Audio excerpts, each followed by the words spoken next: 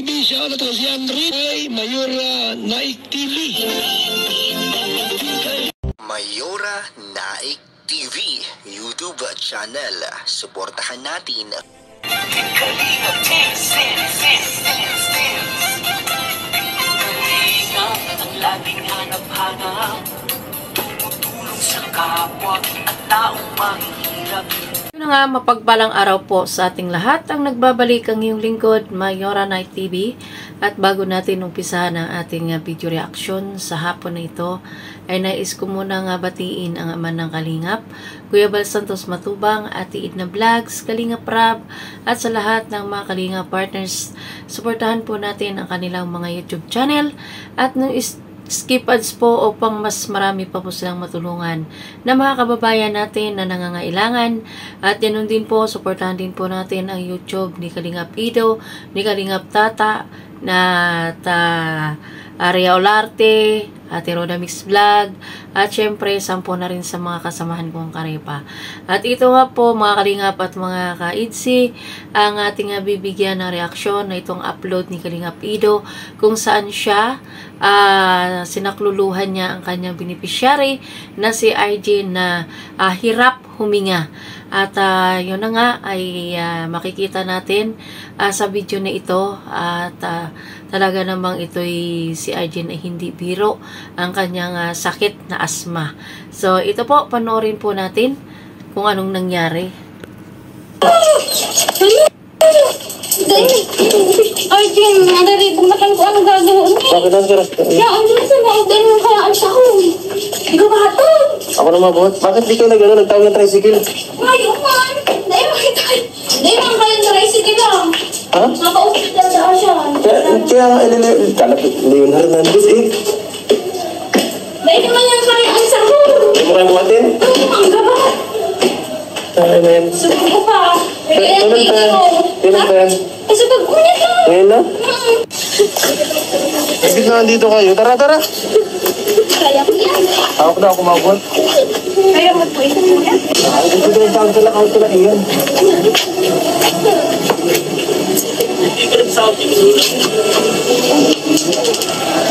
Wala kang magrematay sila iyan? May po. Ika ang naaraan mo eh. Naabot pa man lang din ako ay hala ko sa laro. Magabatog talaga kuya ang tagas ning hawak. Ang cellphone. Ayun, nakakaawa si Arjen at nakakakaba. Kasi nga, yun, na kahit mabigat, si Arjen ay pinilit ni Kalingap Ido na buhatin mag-isa muna. Kasi napakahirap ng kanilang kalagayan, masikip. So, ayun, agaw hininga si Arjen, at ayun, tinulungan siya ni Bibi Carla. Kaya pala siya hindi nakaten doon sa Bell Beat Passion Show na yon, kasi nga ito sa nangyari sa kanyang pinsan na si Arjen. Kaya yung tinulungan niya, at tuloy natin kung anong nangyayari. Halat.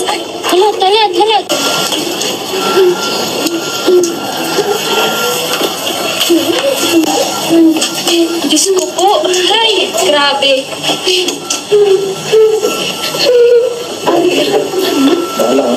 Para Duhay.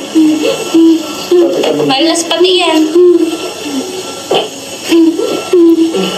Ay kung si Arjen at si Carla lang at saka si Roseanne dito sa nangyari dito na hindi sila nagtawag kay Kalingap Ido, mahihirapan sila at hindi nila kakayanin itong si Arjen ibaba dyan sa mga kipot at hirap na hagdanan.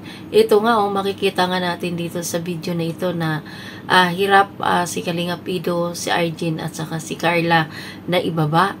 Kasi nga masikip to at saka hagdanan. Syempre, delikado to at madulas sila. Ay sigurado yan, gulong ang aabotin nito. So tuloy, grabe, nakakaawa sa Arjen. Di mo kami nag-aaram ni Carla. Kala kong nagtatamis.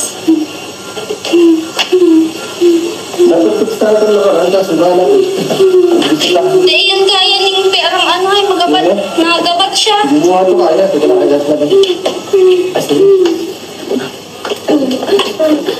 Hangit si Arjen. Ay.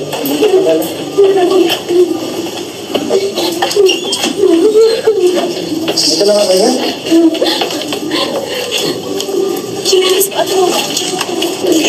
Miming, halas ka. Ayan na nga, ay. Nakakaiyak. Ayan, oh. Napakabait. At may tuturing mong bayani. Ito nga si Carla. Kasi hindi niya pinababayaan yung kanyang pinsan. Nakakahabag. Di ba? Ay,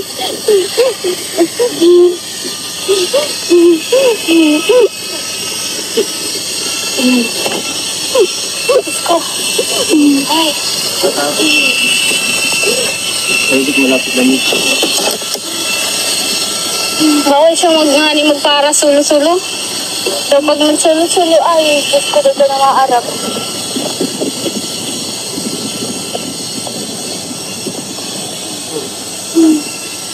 Pwede pa tiyata dito ko, hindi na makahingi. Nahanap ni nga ni si Nibulay, sir. May umaindak ng pagkaimang gayan.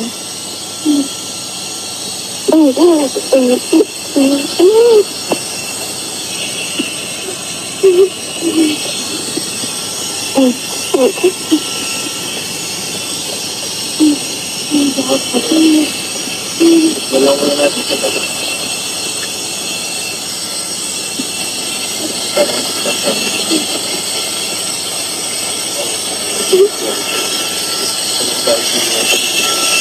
Parang nalagay ka pa din nakakahali. Yan, ano? Ay! Napakahirap sa sitwasyon na yan. Na silang tatlo lang sa isang kanilang boarding house bago gaganyan pa si Argene. Di nila alam kung ang papaano gawin, kundi syempre bilang isang beneficiary ni Kalingap Ido, ayon ang kanilang tatawagan kasi nga yun lang ang makakatulong si Kalingap Ido sa problema at sakit ni Argene na madala sa emergency or sa hospital. Grabe, nakakahaba, guys. Una, makuha na akong tulong sa ano, sa tuloy.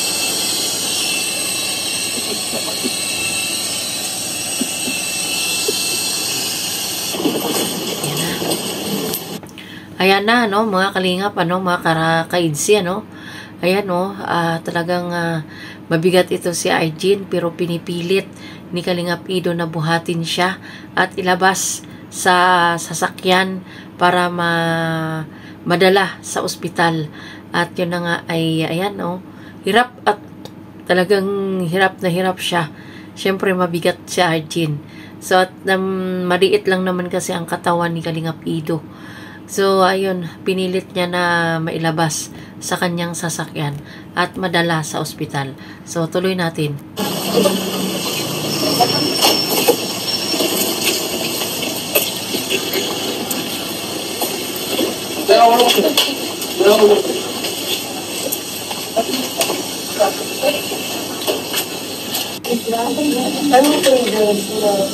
Hindi ko po alam. Kasi di ba Papagod ba? May activity ba siyang ginawa? wala naman dapat nagpapaliit lang po. Pagkato naman po siya yung pa. Hanggang usapan na lang tayo. Wala pa naman ang baby. Halo-halo na lang. Darating lang muna. Sige, ilaban mo yan sa kalan. Yung po ako ilang may doon na medyo sa ako. Bakit mo na guys? Nagkalo-halo. Ikaw na rin. Nagkalo-halo lang pa. Sa kapat ka na lang. Dala si Kuya. Hinudan ko ang hitin. Di pa man yung makakain. Wala na, ito na lang ako ng Ano, kamusta? Meron ka pa na nga? relax lang. Nagkaan ang labi niyo? Susugat. Kaya ano, nakakatakis siya. Bakla na lang kayo po.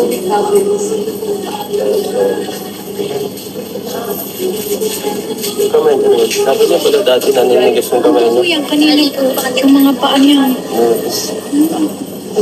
Ayun na, medyo ano. Tagawa siya ng subag ko. Tapos magkabad. At nangyari? Ngayon na yung nangyari? Hindi po kuya, pirang beses na baga po yan. Dati din itong pag-emergency sa kanya. Ito ang pinapamalala. Mas malala pa. Pero bakit hindi siya na ano? Kanina siya, nahihirapan siya. Gusto niya siya. Noong nakaraan ba, inaano ko na rin ito dati dito eh. Hindi nga po kuya malaman lahat. Kasi Okay. bilang may asma siya.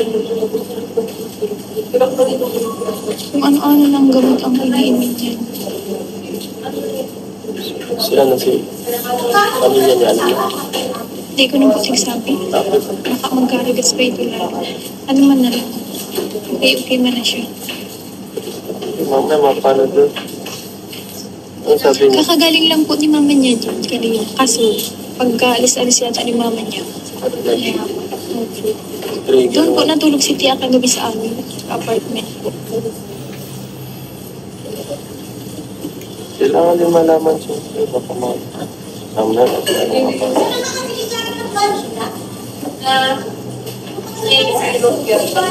susunduin mo, sunduin ko ito bukas. Okay, mamaya.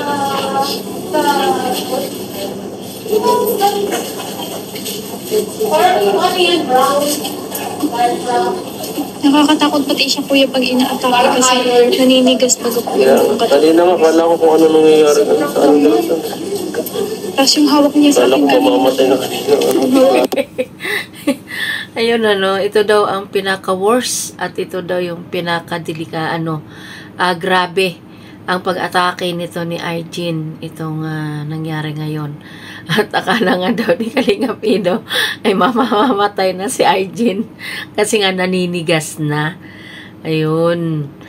Siguro opinion ko lang, mas magandang ipa-general check-up ang si Arjen para malaman kung ano talaga yung sakit niya bukod sa asthma at yung ano pang makomplikasyon. Kasi sa totoo lang, mayroon din kaming ganyan na hika ay asthma din. Simula pagkabata hanggang siya'y pagtanda ay yun ang kanyang naramdaman at hindi nga nagtagal ay siya ay nawala na. Yun ay ang sakit niya ay nanggaling sa asthma din. Nakakaano din pala tong asthma na ito. Delikado din pala to. Akala ko pag yung hihingalin ka lang, maya-maya okay ka na. Yun pala ay dala-dala mo ito sa pagtanda mo. Ang asthma. Ayan, siguro ipa-check up na lang nila si Arjen para matukoy talaga kung ano pa yung ibang sakit niya sa kanyang katawan. So, tuloy natin. Sa akin kanina. Kasi ang ganoon. Kaya nga eh. Tapos nagapa ko siya ito. Masakit daw? Hindi. Sakit yung ano. Baka may pusok pa. Papatingnan ko sana ito kaso nga nung nakaraan. Medyo na-busy eh. Kaya medyo na-delay. Hindi ko naman nakalain na. Figure ang ganito. Ano po nga si JJ? Baka may mga alam si JJ na ano. Pwedeng ano sa kanya.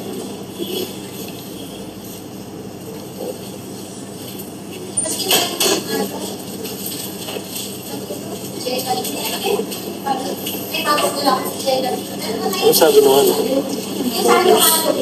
Ano na lang. Tinanong po kami, i-admit daw or papacheck upan. Sabi papacheck upan na nagkalma ka.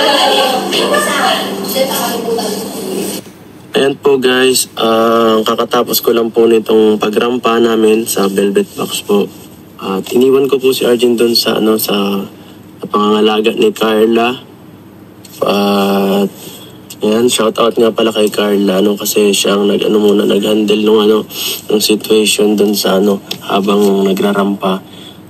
Actually po, namimili po kami sa amin dalawa po ni Carla kung sino pong pwedeng mag-stay doon at tinanong ko siya, yun, sabi doon ni Carla siya na lang daw kasi para mas mabantayan niya. So, yan.